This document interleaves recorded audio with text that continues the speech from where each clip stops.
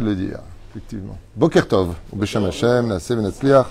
Jour en ce mardi 19 du mois de novembre, 18 du mois de Marcheshvan. Bon, Hashem, il pleut dehors. Simon Bracha, une pluie fine comme ça, très agréable.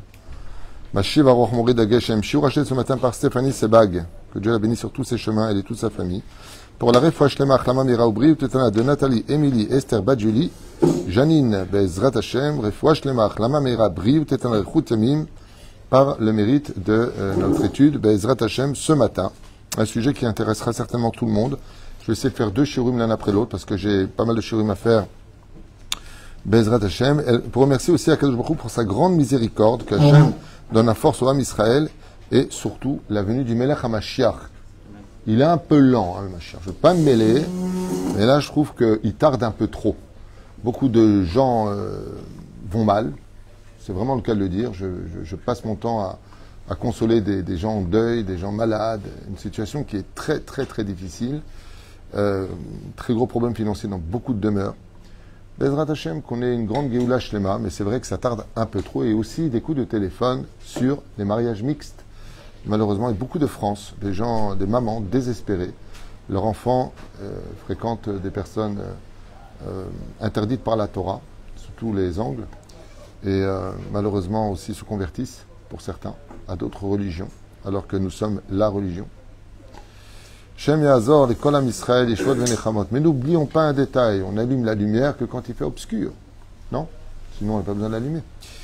Ok, une grande pensée pour tous nos otages. Kol Chayanuton, Kol Tsarmutsukom, Kol Nega, Machala, Bracha Batzlacha, les Stéphanie Sebag, une grande réfouach lema par le mérite de cette étude. Bezrat Hashem Barach. Une grande matinée pour vous tous. On aura une pensée aussi pour tous les métiers Israël, Bichlam, Shoshan, Patalia, puisque demain soir c'est Saskara. Fren Aïcha, Marcel, Tzipora, Bat, Sarah. Kolam Israël. On commence. Alors, on parlait du Shidour, mais ça concerne aussi les gens mariés. Vous allez comprendre pourquoi. Il est dans cette paracha de Chaye Sarah, on nous parle de la mort de Sarah, et puis ensuite, on apprend qu'un homme se console de la mort de sa mère par sa femme. Donc, Sarah décède, et Yitzhak se marie. Yitzhak ne retrouve le sourire, après la mort de sa mère, que par le biais de l'épouse qu'il va épouser.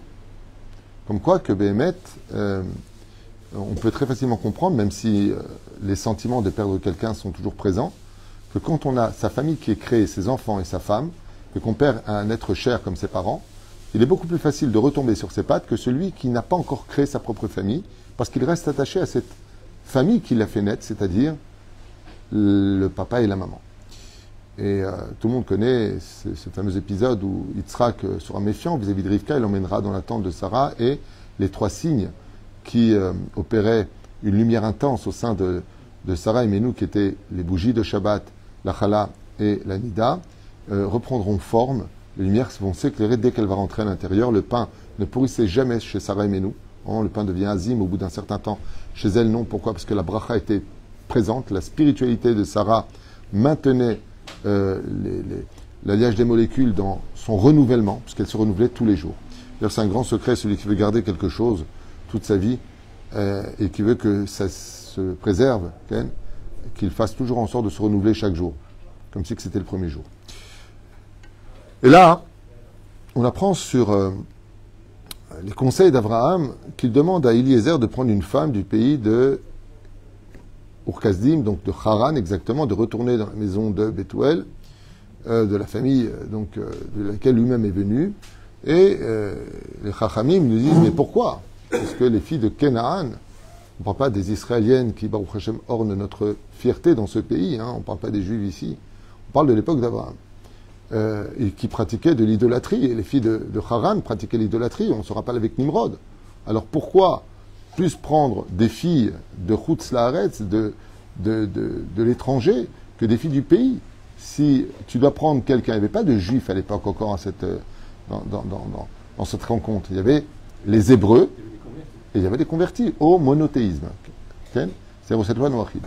Et très bizarrement, il lui dit non. Pourquoi? Ici, un très très très grand Moussar Eskel que j'aimerais plus que partager avec vous, c'est que Chazal nous dise il y a une différence entre celui qui a de mauvaises vertus, celui qui est mauvais, celui qui a un mauvais cœur, et celui qui a des idées tordues. Les filles de Chutz Laaretz de Haran étaient certes des filles qui pratiquaient l'idolâtrie, et leur idée était tordue. C'est-à-dire qu'ils ne s'adressaient pas au bon Dieu, à la bonne adresse. Tandis que les filles de Canaan à cette époque, ces 7 peuplades qui habitaient le pays, étaient des gens dont l'âme était sombre. Ce n'est plus une question d'idéologie. C'est-à-dire que la normalité pour eux était d'être quelqu'un de tortueux, quelqu'un de malin, de profiteur. Les midot étaient raot. Et c'est un clin d'œil que nous fait la Torah. Si tu viens chercher un mari ou si tu viens chercher une épouse, avant de regarder quelles sont ses idées dans la vie, regarde d'abord si ce n'est pas quelqu'un de mouchrat. Regarde qui est la personne. Quelqu'un m'a appelé d'ailleurs récemment pour me poser la question, je suis en chidour, moi je suis religieux, la fille ne l'est pas vraiment, elle fait une vraie teshuva. Et vous savez ce que c'est la teshuva, c'est un peu en yo-yo. Des fois on est bien, des fois on n'est pas bien, on redescend. Et moi, j'ai 20 ans, 30 ans de teshuva derrière moi. Et j'ai pas envie de jouer au rabbin à la maison, quoi. C'est trop court, c'est passé ceci, on voit trop tes cheveux. Ça y est. Je lui ai dit quelque chose qui l'a un peu étonné. Je lui ai dit, avant de regarder si elle aura la tête couverte ou pas, regarde qui est l'âme qui est en elle. Si cette personne qui fait teshuva a vraiment un bon cœur, et on apprend de cette paracha. Pourquoi tu vas prendre une fille de là-bas? Peut-être qu'elle vient avec des statuts. Ouais. Oui, mais elles ne sont pas mouchratot. Elles ont des idées tordues. Il faut leur expliquer, elles sont droites. Ce sont des gens. C'est pour ça qu'Abraham, il est revenu avec beaucoup de convertis de Haran. Mais on ne voit pas beaucoup de convertis chez Abraham en Israël. Parce que les midot sont raot. Elles sont cachottes. Et quelqu'un qui a un mauvais cœur, il peut être le plus d'extérieur religieux du monde. Ce sera un chilou Hashem toute sa vie. On ne peut pas être quelqu'un de bien si on ne travaille pas son cœur, si on ne travaille pas ses midot. Et les filles de Haran avaient un bon cœur. Et on le voit avec Rivka qui sort et qui est prête à. Mais aussi beaucoup d'hypocrisie. Comme le dit le texte, Rachid rappelle, elles étaient toutes vierges de devant. Et Rachid dit oui, mais pas de derrière. Ça veut dire, non, nous, on se préserve pour le mariage. Elles ont juste été avec 15 mecs avant. Mais non, devant, on se préserve. Comme ça dit Rachid. C'est quelque chose d'incroyable. Pourquoi? C'est ça qu'on appelle les idées mouchratot. Il faut leur expliquer que ce qu'elle faisait était hypocrite pour qu'elle réalise. Sauf une, la seule de toute la Mésopotamie qui était vierge de devant et de derrière, dit Rachid, c'est Rivka. Rivka. Vous vous rendez compte de quoi on parle? D'avoir Nora Bayam. Mikan, combien il est important, Baruch Hashem, d'épouser une fille qui n'a jamais connu, qui s'est préservée pour le mariage. C'est vrai, on parle de sujets qui, dans les années 80, étaient... De quoi il parle? C'est évident. C'était évident. Aujourd'hui, c'est mais de quoi il parle? C'est un fanatique. Je sais pas si vous comprenez. Tu n'as pas couché à l'âge de 12, 13, 14 ans aujourd'hui. Dans les réseaux sociaux, c'est ce qu'on te met dans la tête. Ouais. Tu n'as pas fait de bêtises. Tu fais pas... Il y a des vidéos qui circulent avec des professeurs, soi-disant israéliens et non juifs, que la onanie est quelque chose de très bien, qu'il n'y a aucun problème. Il y a même d'anciens religieux qui font des vidéos, à ce qui paraît, sur les réseaux sociaux. Avant, moi, j'étais dati, aujourd'hui, je fais ce que je veux. Ne vous laissez pas embobiner par toutes sortes de choses. Hachem Ishmael, non seulement chez ces gens-là vont au Geinam, mais ils ont payé pour toutes les fautes qu'ils font faire. Zera Vatala est considéré comme la faute la plus grave. Shomer Negia, Zechayav Yot Shomer Negia. Alors bien sûr qu'on est tous tombés un jour ou l'autre. On n'a pas tous été sadiques. Il y a des gens qui, des fois, vous savez, on est des phases très très basses. Et on est faible. Alors on va tomber. On va faire des choses. Mais il faut faire tchouva. Bezrat Hashem. Qui ne l'a pas fait? Qui n'est pas tombé? Bezrat Hashem Barach, Sha'adam Yeda Lechaven. Masheken Me'anien, dans cette paracha, et on commence le vif du sujet, c'est les versets si nombreux, mais si nombreux, sur les détails de la rencontre entre Rivka pour Yitzhak et de Eliezer qui conditionne. Alors je vous lis un petit peu ce que nous ont écrit nos Chachamim, un petit peu bizarre tout ça. La recherche d'une kala, d'un travail, ou de toute autre chose, a toujours son histoire. Quand tu vois, par exemple, quelqu'un qui veut chercher un travail, faire quelque chose, d'accord?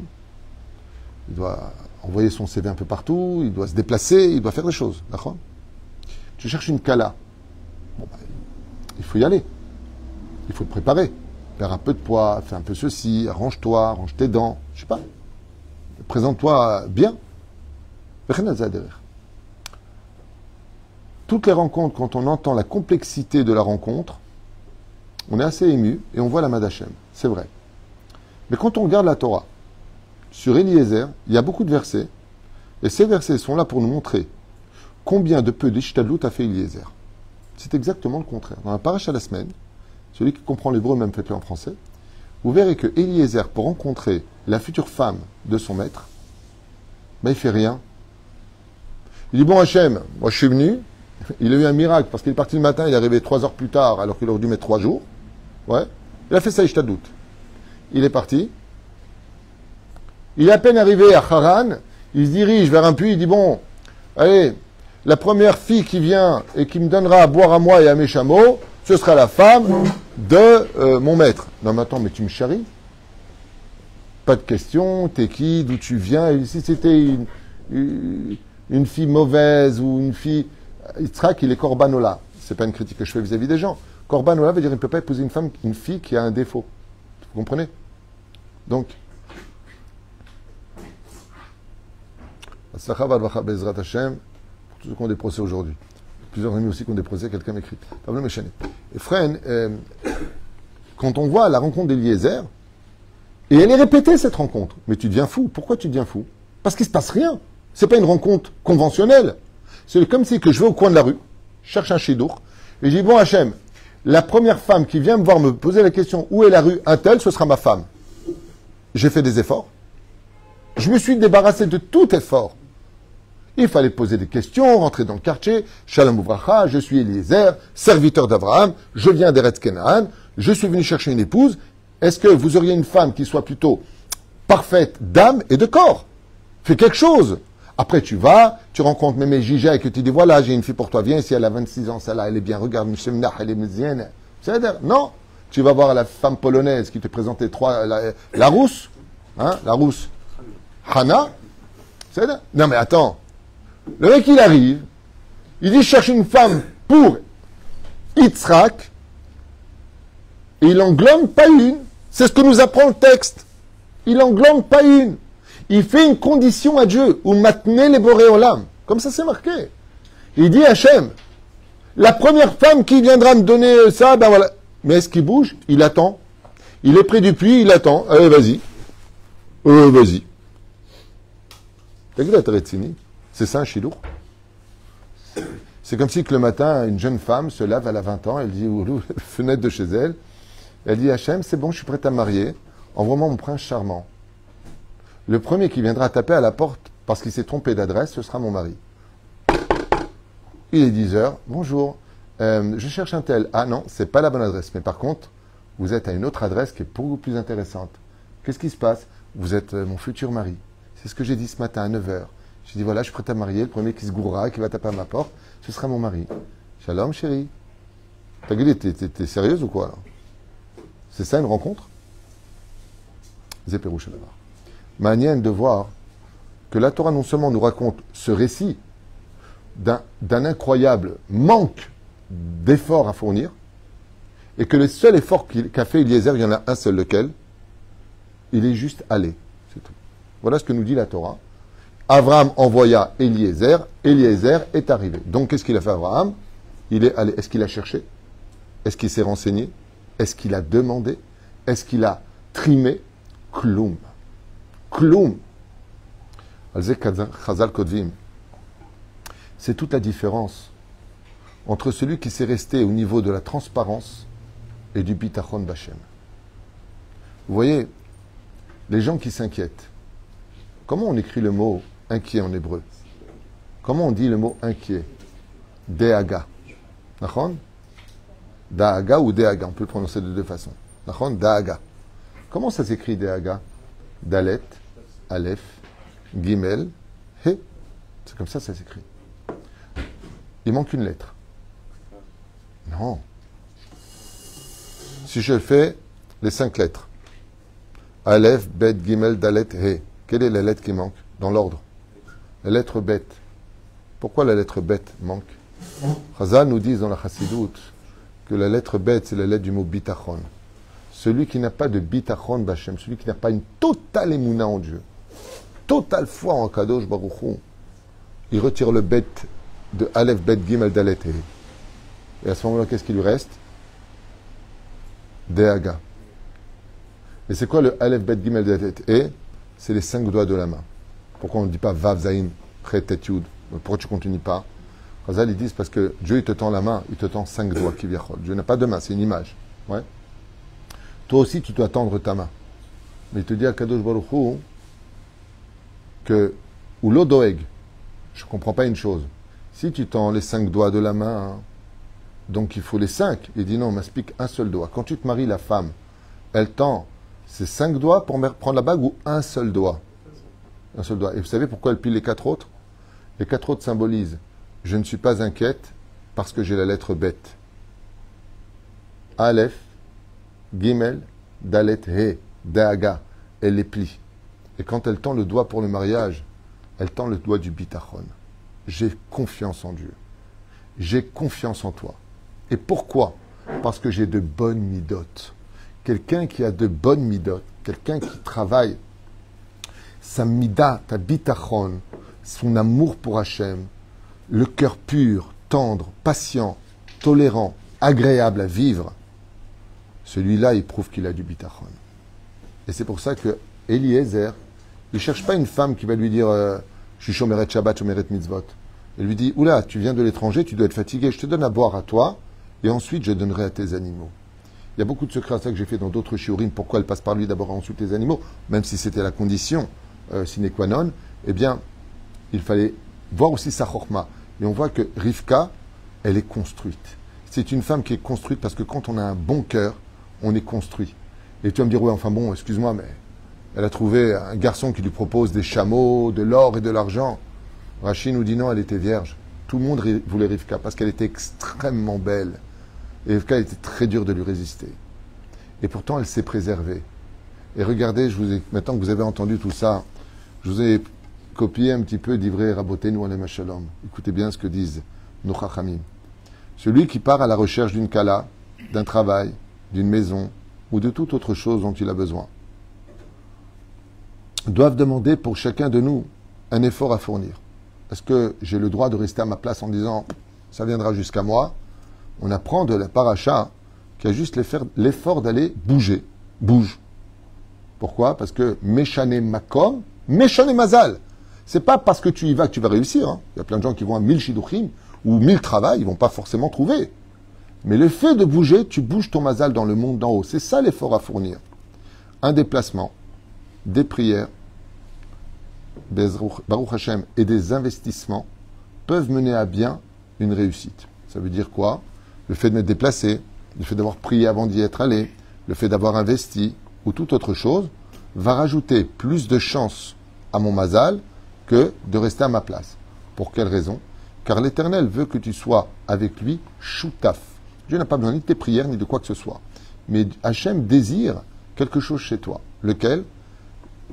J'ai créé le blé, fais le gâteau. On est moitié-moitié. Je veux que tu fasses quelque chose.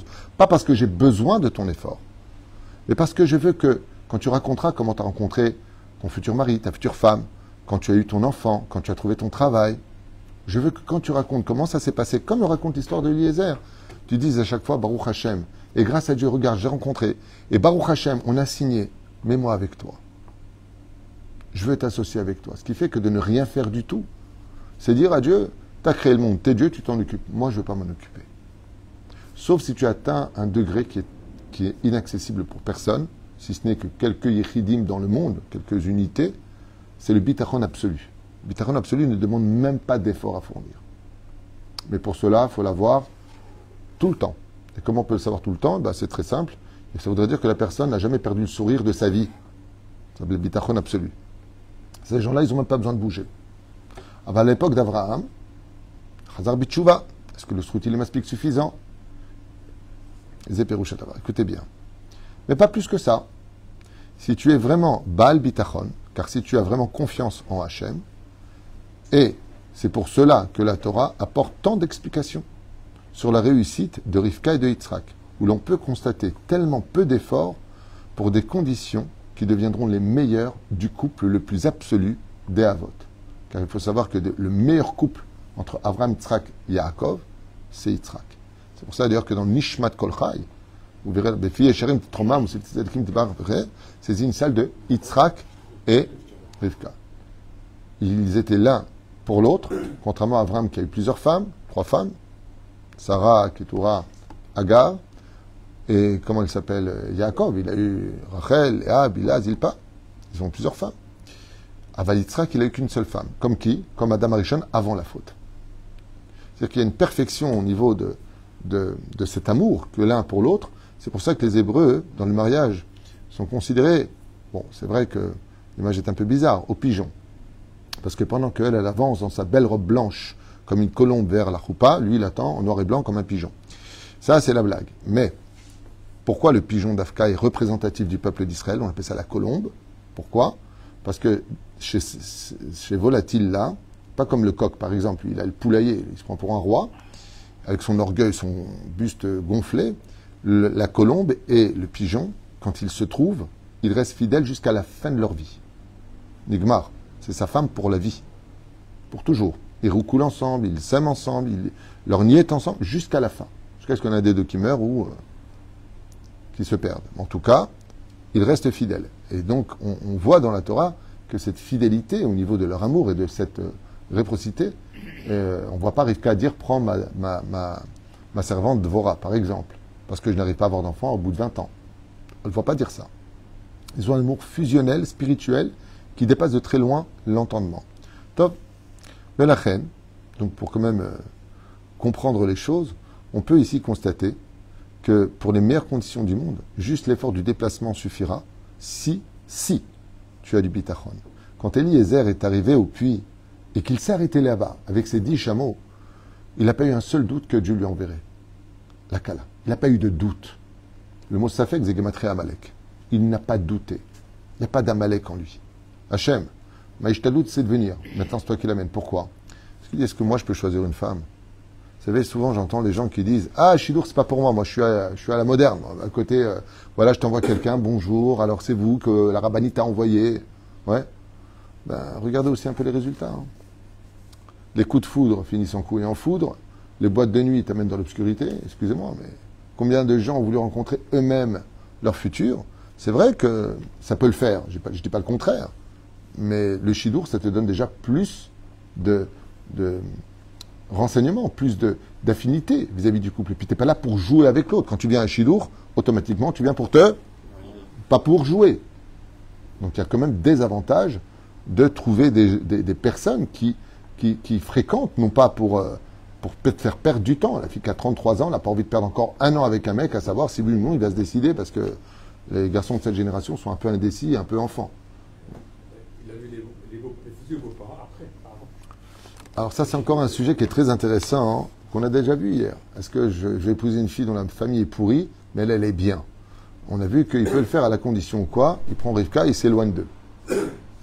Si tu prends une fille qui est géniale, qui a de bonnes midas, d'une famille qui est toxique, ce n'est valable que si tu t'éloignes de la famille toxique. Si. Eliezer ne le savait pas. Hein? Il ne le savait pas. Qui? Eliezer ne savait pas les beaux-parents. Eliezer, il n'a pas besoin de les connaître ou pas, puisque le texte nous dit, est-ce que tu veux aller avec cet homme? Qu'est-ce que ça veut dire quand Lavan dit à sa sœur, est-ce que tu veux aller? Et elle est en train de lui dire, tu fais ton choix. Si tu te maries avec lui, la mitzvah de la femme, après, c'est de suivre son mari. Pourvu qu'elle ne tombe pas sur un PN. Mais bon, c'est là. Sinon, elle est cuite.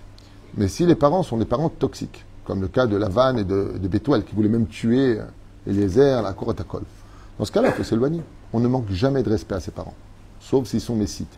Mais pas tout le monde est messite. Velachem Bezrat Hashem. Si on veut construire son nid d'amour et que les parents sont trop investis, trop se mêlent et trop, on va dire pas détériorent, mais déséquilibrent l'amour du couple et que le Khatan et la Kala sont bien entre eux. Dans ce cas-là, il y a Azov, Ish, et Aviv, et Timo, Vidbak, Beishto, c'est marqué dans la Torah. Tu t'éloignes de ta famille pour te construire, pour mieux revenir. Mais ça ne veut pas dire que tu les vois plus du tout, ça ne veut pas dire que tu fais un X sur eux, pas ça du tout. Mais il faudrait aussi que les parents qui marient leurs enfants connaissent leur place au sein du couple. Il faut aussi connaître notre place. Moi, je vois dans mes rendez-vous que les parents sont trop investis avec trop d'émotions. Tu ne parles pas comme ça à mon fils, tu ne parles pas comme ça à ma fille. Oh, restez à votre place, ils vont régler leurs problèmes. Aujourd'hui, les femmes se débrouillent très bien. Hein. Elles calculent aussi leurs intérêts si elles divorcent, qu'est-ce qu'elles prennent pas. Moi, je les vois au bureau. Hein. C'est-à-dire, Rav Tutu, si je divorce, donc j'ai ça, et j'ai ça, et j'ai ça, et j'ai ça, et je garde la maison, et... C'est dommage d'en arriver là, Chaz v'shalom. Alors voilà, juste la conclusion de ce shiur. On n'a pas besoin, et ça c'est un message que je voulais donner à toutes les personnes qui veulent bien l'entendre. Ce que je vous lis, c'est copié d'un texte de plus de 1000 ans en arrière. Et quand je l'ai écrit et recopié pour vous le transmettre et le partager avec vous par amour, avec un peu d'humour, ça m'a fait beaucoup de peine. Parce qu'on dirait que, comme l'avait dit Confucius, que l'expérience d'un homme est comme une lanterne qu'on accroche à son dos afin d'éclairer le passage des autres. Regardez ce que nous crie les Chachamim. Cette paracha vient apprendre qu'on n'a pas besoin de se vendre ou de fauter sexuellement avec l'autre pour acheter son cœur. Au contraire. Qu'est-ce qui a mené à bien cette réussite? Quand une fille rencontre quelqu'un, c'est dur de se marier aujourd'hui. Une grande partie des hommes sont devenus... sont passés de l'autre côté, si vous préférez. Et ceux qui restent hommes sont devenus des femmes. C'est un peu trop difficile pour une femme de trouver un mec. C'est un peu difficile de trouver quelqu'un. En plus de ça, les hommes n'aiment pas s'engager aujourd'hui. Et comme ils ne veulent pas la guerre, ils disent oui à toi leurs femmes, ce qui les insupporte. Ou alors ils deviennent aigris et pathétiques. Et pour la plupart d'entre eux, ils ne savent même pas faire l'amour. Ça veut dire qu'ils ne savent pas connaître une femme comme chaque femme a besoin d'être aimée. C'est dans ce sens que je dis ça. Donc le rôle de la femme aujourd'hui, au niveau de la réception, il est dur. D'être une femme, je vous dis franchement, chez Loa Sanisha, c'est dur. Parce qu'elle ne sait pas si elle doit jouer le rôle de l'épouse, de la fille ou de la mère du mec qu'elle va épouser. Je me place où? C'est dur, parce qu'il faut que l'homme soit, pour qu'il puisse équilibrer sa femme, il faut qu'il soit yatsiv. Vas-y, yatsiv. Yatsiv? Non. Régulier. Quelqu'un de régulier, tu peux te placer par rapport à lui. Mais quelqu'un qui se la joue le lundi, je suis un homme, le mardi, une petite femme, le mercredi, j'ai peur, le jeudi. La femme, c'est plus bon, ça va aller, bon, viens dans mes bras, bon, va, tu m'as saoulé. Caché. Le mec, il te fait un vartora de folie et le lendemain, il te dit qu'est-ce qu'on va devenir? J'ai pas compris, t'as pas de. Pour une femme, c'est beaucoup de. Les femmes sont intelligentes et elles distinguent beaucoup le comportement, la façon d'être. Elle a besoin d'estimer l'homme avec qui elle est mariée. C'est pour ça que c'est pas évident. Mais j'aimerais juste dire à toutes ces notes Israël, arrêtez de croire que c'est parce que vous allez vous maquiller sur les réseaux sociaux, que dès que vous allez rencontrer quelqu'un au date, comme ils disent, dates, comme ça qu'ils disent, date, speed date, je sais pas quoi, et tu le vois dans les vidéos, est-ce que vous allez vous donner le premier soir, deuxième soir, première rencontre, deuxième rencontre. Vous êtes fou, quoi. Mais de quoi vous parlez? Mais vous êtes devenu fou. Vous êtes devenu fou. Arrête, la plus belle chose d'une femme, c'est ce qu'elle est. Et tu le vends aussi facilement. Au nom de quoi? Au nom du modernisme, au nom de oh, c'est rien, tu vois pas ce que j'ai fait, au nom de il faut qu'il voit la cam, il faut qu'il voit la marchandise, il faut que je l'attrape, il faut que je lui montre que je vaux le coup. Mais tu te rends compte que si tu vaux le coup que par rapport à une histoire d'une nuit dans un lit, mais tu n'as rien à vendre derrière. Alors sache que tu seras très vite remplaçable. Parce que quand la lumière est éteinte, toutes les femmes sont pareilles. C'est pour ça que je parle peut-être un peu crûment, mais c'est une folie ce qui se passe. On est dans un monde de fous. Le pire, c'est que les hommes ne veulent pas des filles faciles. Le pire. Ils en veulent pour jouer, mais pas pour se marier. Au contraire, tu veux attraper un homme, présente-toi comme un diamant. Il verra ta valeur. Mais si tu viens comme un caillou, il y en a beaucoup autour de lui. Fais attention à toi. Se préserver, c'est tout gagner. Rivka rencontre Yitzhak. Elle prend l'héritage d'être la mère d'Israël.